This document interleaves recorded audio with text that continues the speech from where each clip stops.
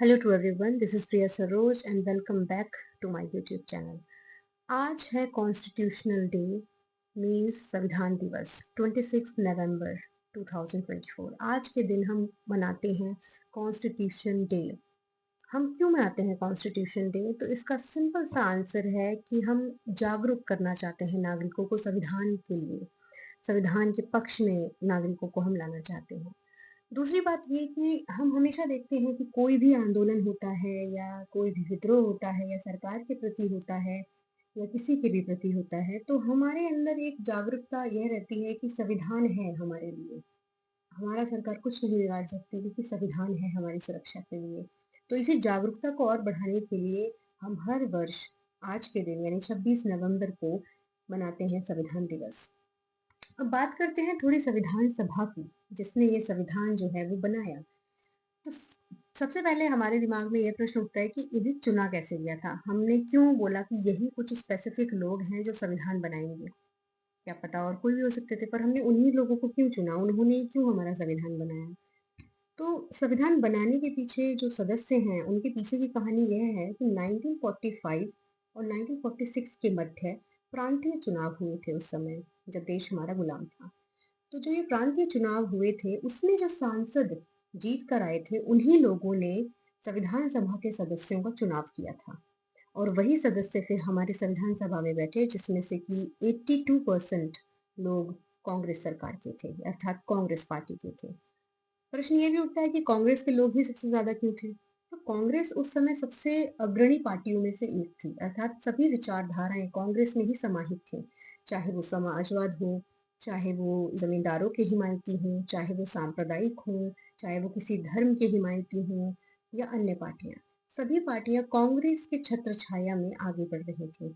इसलिए सभी के सभी लोग जो थे वो कांग्रेसी ही कहलाना पसंद करते थे, परंतु उनकी विचारधाराएं भिन्न हुआ करती थी। अब दूसरी बात हमारे सामने यह आती है कि क्या हम ये बोल सकते हैं कि ये सिर्फ और सिर्फ कांग्रेस का संविधान है? तो ये कहना थोड़ा सा बायस्ड होगा अगर हम ऐसा कहते हैं, क्योंकि जो संविधान सभा में बहसें हुआ करती थी उस समय, वो अगले ही दिन अखबारों में छापी जाती थी और अखबारों के जरिए सार्वजनिक बहस का हिस्सा बना करती थी। अर्थात अगर किसी धर्म को लेकर कोई संरक्षण मांग रहा है या किसी जाति को लेकर संरक्षण मांग रहा है या अन्य चीजों को लेकर संरक्षण मांग रहे हैं संविधान में, तो ये चीजें केवल संविधान सभा में ही नहीं रहती थी, बल्कि ये अखबारों के जरिए लोगों के समक्ष भी पेश हुआ करती थी और एक प्रकार से सार्वजनिक बहस का माहौल छिड़ जाया करता था उस समय। तो ये थी एक छोटी सी स्टोरी जिसके अनुसार मैंने आपको बताया। अब हम आगे बढ़ते हैं। ये है कि संविधान सभा में कितने सदस्य थे? तो कुल सदस्य संख्या संविधान सभा की 300 थी, और जिसमें से हम जो मेन लोग हैं उनकी अगर चर्चा करें तो उसमें से जवाहरलाल नेहरू सर्वप्रथम हमारे दिमाग में आते हैं। दूसरे वल्लभ भाई पटेल, और तीसरे एस एन मुखर्जी, फिर एस बी एन राव, अ, अम्बेडकर। ये सभी जो नेता थे, जैसे राजेंद्र प्रसाद, ये सब बहुत ज़्यादा मेन थे उस संविधान सभा में। जैसे राजेंद्र प्रसाद जो थे वो अध्यक्ष भी थे हमारे पहले, और पहले राष्ट्रपति भी वही बने। और जो जवाहरलाल नेहरू थे, उन्होंने झंडे का रंग क्या हो यह प्रस्तावना रखी। फिर उद्देश्य प्रस्ताविका भी उन्होंने ही पेश की 13 दिसंबर 1949 में ही। और ये डिसाइड करने की कोशिश की कि हमारा संविधान का उद्देश्य होगा क्या। तो उस उद्देश्य प्रस्ताविका, जिसको हम इंग्लिश में प्रियम्बल कहते हैं, उसके अंदर यह बताया गया है कि हमारी मूल भावना क्या है। तो संविधान के जो उद्देश्य प्रस्ताविका है उसमें जैसे संप्रभु देश कहा गया भारत को। संप्रभु का अर्थ है कि भारत बिना किसी बाहरी दबाव के अपने निर्णय स्वयं लेगा। दूसरा यह है कि हम एक स्वतंत्र देश है, गणराज्य है। तो काफी लोगों को समस्या यह होती है कि गणराज्य का अर्थ क्या होता है। तो गणराज्य का अर्थ सिंपल है कि हम अपना जो सर्वश्रेष्ठ नागरिक है, प्रथम नागरिक जिसको हम कहते हैं, उसको हम चुनते हैं। वो चुनाव से आता है। जैसे कि आप यूके में देखते होंगे तो वहां पर राजा रानी होते हैं, वो कोई चुनाव से नहीं आते हैं। वो उनकी पीढ़ी दर पीढ़ी चलती रहती है और वो आगे राजा रानी बनते रहते हैं। परंतु भारत में जो राज्य का हेड होगा वो चुनकर आता है, जैसे अभी द्रौपदी मुर्मू। आगे बढ़ते हैं और देखते हैं कि संविधान सभा में क्या सभी लोग एक दूसरे के पक्ष में थे और आराम से सारी चीजें लागू हो गई? परंतु ऐसा नहीं था। थी या किस चीज़ों पर बहसें हो रही थी, अब वो हम जानते हैं। पहले हमारे सामने नाम आता है बी पोकर बहादुर का। ये चाहते थे कि अल्पसंख्यकों के लिए एक पृथक निर्वाचिका हो। पृथक निर्वाचिका का अर्थ यदि मैं आपको समझाऊँ आसान भाषा में, तो यह है कि जो व्यक्ति अगर मुस्लिम है, तो वो मुस्लिम को ही वोट देगा और उसके एरिया से मुसलमान ही जाके खड़ा होगा वोटिंग के लिए। तो ये एक तरीके से आपको लगेगा कि क्यों एक हिंदू क्यों नहीं कर सकता मुसलमान के लिए कार्य, या फिर और अन्य धर्म के लोग दूसरे धर्म के लिए कार्य क्यों नहीं कर सकते? क्योंकि ये मानसिकता बताती है कि हम कितना ज़्यादा हमारे समाज में उस समय ज़हर घोला गया था अंग्रेज़ों द्वारा। काफ़ी सारे नेता जैसे कि सरदार वल्लभ भाई पटेल, गोविंद वल्लभ पंत हो गए और बेगम रज़ाज़ रसूल हो गई, ये सभी इनके खिलाफ थे बी पोकर के, कि नहीं भई निर्वाचिका जो होनी चाहिए वो सार्वजनिक हो, ये कोई पृथक ना हो कि अलग तरीके से चुने जा रहे हैं, मुसलमान के लिए सिर्फ़ मुसलमान, हिंदू के लिए सिर्फ़ हिंदू, ऐसा ना हो। ये तो अंग्रेज़ों ने किया था, हम क्यों कर रहे हैं अपने समाज के साथ? तो इसे इस मांग को पृथक निर्वाचिका की मांग को सिरे से नकार दिया गया। दूसरी बात आती है कि एनजी रंगा, ये उस समय बहुत किसान के पक्ष में बोलने वाले नेता थे। इन्होंने कहा कि ये जो अल्पसंख्यक की हमारी परिभाषा है धार्मिक रूप से, जिसे हम कहते हैं कि यह अल्पसंख्यक है, वो अल्पसंख्यक है, धार्मिक रूप से बोलते हैं, इसे बदलने की ज़रूरत है।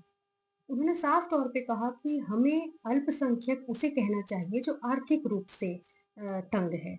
अर्थात इनका कहना था कि जो गरीब हैं वो अल्पसंख्यक हैं, उनको अल्पसंख्यक कहा जाए, ना कि धर्म के आधार पर कहा जाए। बात आगे बढ़ी तो अम्बेडकर, आप सभी लोग जानते हैं, भीमराव अम्बेडकर जी ने, उन्होंने दलितों के लिए आरक्षण की मांग की, जो कि आगे जाके मानी भी गई। और फिर एक अस्पृश्यता उन्मूलन कानून भी बना। अस्पृश्यता का मतलब है हमारे समाज में एक गंदगी थी, ये एक बहुत गंदी विचारधारा थी, आप कह सकते हैं, जिसमें हम किसी को छूने भर से अपने आप को पापी महसूस करना शुरू कर देते थे कि नहीं, इनको देखना ही पाप है, इनको छूना ही पाप है। तो इस चीज से अंबेडकर जी ने हमें निजात दिलाई कि भाई आप एक ह्यूमन है और आप ह्यूमन होने के नाते दूसरे ह्यूमन से just because of their caste और रिलीजन आप ये नहीं कह सकते कि नहीं ये इनको छूने लायक नहीं है। हमारे समाज में था, जिसको खत्म कर दिया गया संविधान सभा द्वारा, और संविधान में लिखा भी गया, आर्टिकल 17 आप देख सकते हैं। तो ये था कि संविधान सभा में किन किन चीजों को लेकर बहस हो रही थी। अब आगे बढ़ते हैं कि बात होती है कि क्या हमारे संविधान सभा में चर्चा हुई राज्य की, कि क्या राज्य मजबूत हो कि केंद्र सरकार मजबूत हो। तो हमने यह निर्णय लिया कुल मिला के कि केंद्र सरकार के पास ज्यादा शक्तियां होंगी और राज्य सरकार के पास थोड़ी कम शक्तियां होंगी, क्योंकि हमारा देश जो है वो टूट के बना था। आप याद रखिएगा, जब हमारा देश आजाद हुआ तो हमारे देश में काफ़ी सारे धर्म के लोग, काफ़ी सारे जातियों के लोग थे, जातियों के लोग थे, और हमारा जो देश था उसको लोगों लोगों के द्वारा बचाना भी था, बाहरी ताकतों के द्वारा बचाना भी था। यदि हम राज्यों को शक्तियां दे देंगे तो राज्य अपनी मनमानी करना शुरू कर देंगे। इस वजह से केंद्र को मजबूत होना बहुत जरूरी है, जिसकी वजह से वह लोगों को अपने हाथ में रख सके और देश की अखंडता को सुरक्षित रख सके। इस वजह से हमारा जो केंद्र है वह ज्यादा, यानी कि हम सेंट्रल गवर्नमेंट जिसको कहते हैं, वह ज़्यादा मजबूत है, संविधान द्वारा उनको ज़्यादा शक्तियाँ प्राप्त हैं। तो ये था हमारा पूरे संविधान का एक, मतलब मैंने आपको छोटा-सा एक निचोड़ करके दे दिया, जो कि यहाँ कभी पूरा नहीं हो सकता, क्योंकि संविधान की बात है और इतनी छोटा, ये कोई छोटा टॉपिक नहीं है। परंतु वीडियो बहुत ज़्यादा लंबी हो जाएगी और इस वजह से मैं इसको यहीं पे अंत करती हूँ। तो ये था, मैंने अपने आपको संविधान का छोटा-सा एक प्रारूप। संविधान को बनने में कितना समय लगा?